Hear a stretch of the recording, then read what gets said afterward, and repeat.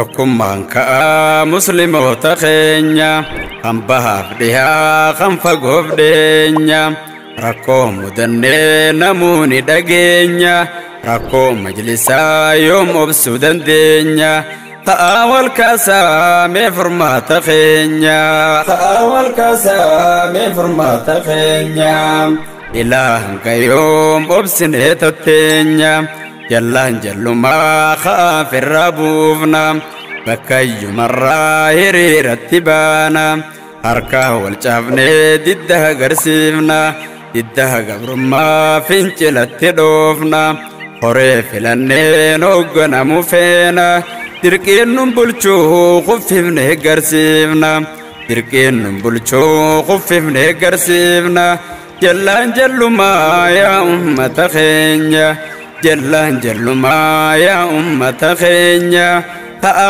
wal kaasaa mee furmaata keenya ta'a wal kaasaa furmaata barbaanna.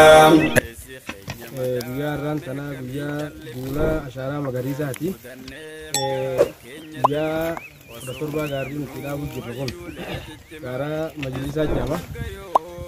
Gaara majlisaa Samaratul Fuad majlisa Sheikh Ahmad Araddaa Qunfaansiq aanaa Tulloo keessatti argama. Akka ajaa'ibaatti gaara kana misoomsuudhaaf akka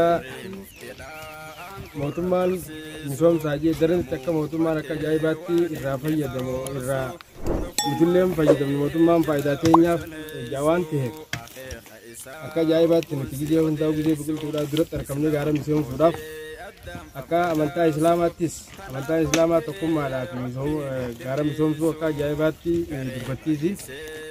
Kanaaf nuti akka majlisa kanaatti akka warra majlisa kanaatti akka ajaa'ibaatti waa hundaanuu akka dandeenyu gaara kana misoomsuuf soomeetii akka ajaa'ibaatti qophiirra jirra.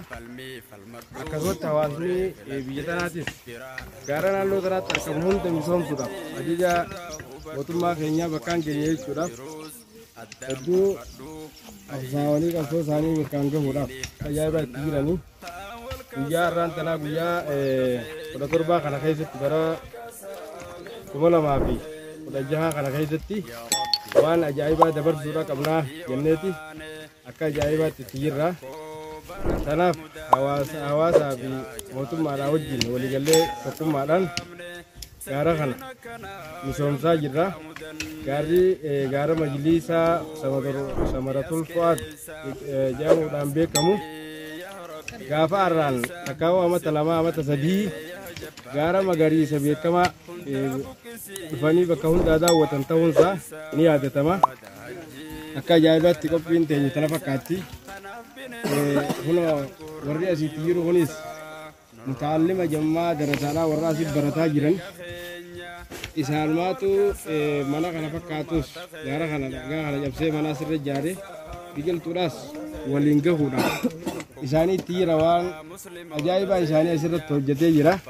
Isaan illee rabbi haa barsiisu galmaan rabbi haa gahu nama majlisa kana kitaaba qabatee dhufe ulamaa'ii taasisee nama addunyaan itti haajamtu qabiinti itti haajamtu rabbi haa taasisu nama gaara kana seenee hundaa'u ilma biyyaa dhalate rabbi haa taasisu.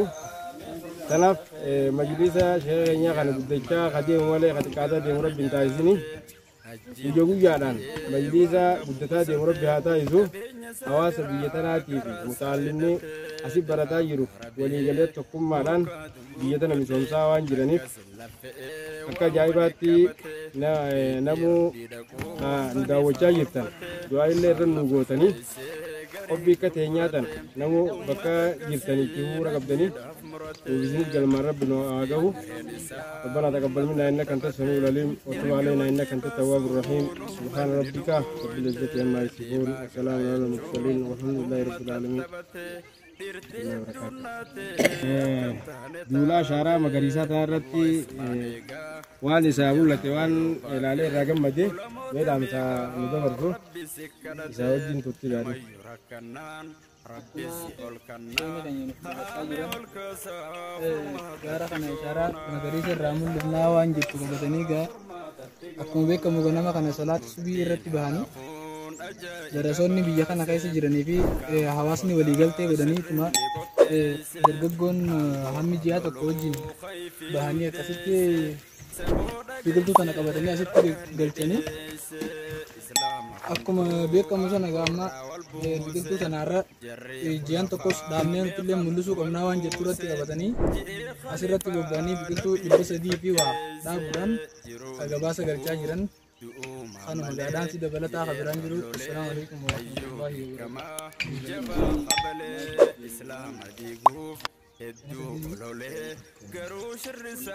Akkuma waliigala biqiltuu gaara kanatti dhaabamtee jirtutti 8,000 fi gara wayiitti tarkaanfii godhaa jirti. Inshallah gaawwan dhaabamaa jiruu fi kaganaa dhaabamu waliin 8,000 sana caalaa ni dabala. Akkasitti namoonni viidiyoo amma waraabamaa jiru kana daawwataa jiran daawwataa dhufuudhaaf tahan ammas akkasuma laayik fi sheer dabaluu qabdan kanuma gammachuun keenya kanarraa asuma irratti isinirraa goolabna. Wassalaamu alaikum warahmatullahi wabarakatuh. Akkasumatti obboleessa keenya Badiriinis suuraa ashaaraa magariisaa tanaa waan isaa mul'ate waan isa gammachiise inni isaa nu dabarsu isaa wajjin turtii gaarii.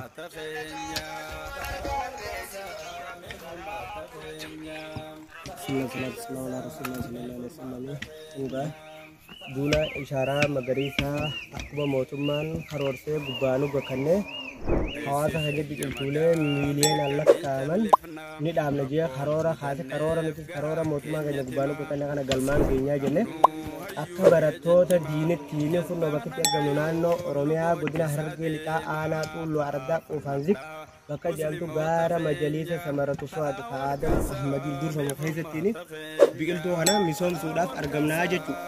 Duula kanarratti hirmaachisaan sheekan keenyaa funnoo Adam Faaloo Shajjimaan Faaloo hundi nu bira jiranii akkasii irra nu hirmaachisanii biqiltuulee karoorfanne biqiltuu 10,000 ol ni dhaabna jennee karoorfanne hanga irratti biqiltuu 10,000 ol karoorfanne keessaa hara biqiltuu 800 fi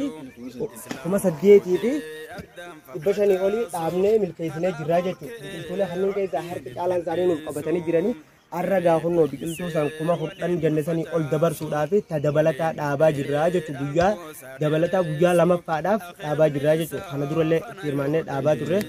Alhamdulillah asiin geenye jirraa kunnoo gaa warree viidiyoo talaaltanii daawwattanis arrammoo dhaabinsa kanarratti viidiyoo nuuf daawwattanii yoo rabbi jee bara dhufuttii fi baratti aanu ganaa waggaan dhuftanii biqiltuu isii dhaabamte isii guddattee nuuf daawwattanii isiniin jenna. Assalaamu alaikum warahmatullahi wabarakatuh. Dhiif qabsoona ta'awwal kaasamee furmaata keenya ta'awwal kaasamee furmaata keenya yaa Rabbi yaa Allah yaa mootii ol'aane ni beeyta tirakkoo baranaa mudaanne shiraa jaraatiin beeytirra dhorgaamne salphiin akkanaa yoom takkaa mudanne harkaa kan qabuu yaa Rabbi as keessa harkaa saamurii yaa Rabbi ogeessa nu sitti mannee yaa jabbaar dhageessa hundaa buqqisii gufuu gubbaaf keessa ibaada hajjii daldala fakkeessa kanaaf bineensi aangoorra nuyyuusa nurraa qaasi cubbuu yaa Khaaliqa keenya ka'awwal kaasamee furmaata keenya ka'awwal kaasamee furmaata keenya tokkummaan ka'aa musliimoota keenya kan bahaaf dhihaa kan fagoof dhiyeenya rakkoo mudannee namuuni dhageenya rakkoo majlisaa yoom obsuu dandeenya ta'awwal kaasamee furmaata keenya ta'awwal kaasamee furmaata keenya ayyaa ummataa waan garaana nyaate hajjiin dhaqa je'ee waan qabu qusate qabeenya isaa biraa gara isaa hidhate dakaaf gaara bahee hurkaa duguuggate akkasin laffe'ee waan walitti qabate beeytii rabbii dhaquu tokkummaan ka'aa musliimoota keenya kan bahaaf dhihaa kan fagoof dhiyeenya rakkoo mudannee namuuni dhageenya rakkoo majlisaa yoom obsuu dandeenya ta'awwal kaasamee furmaata keenya ta'awwal kaasamee furmaata keenya.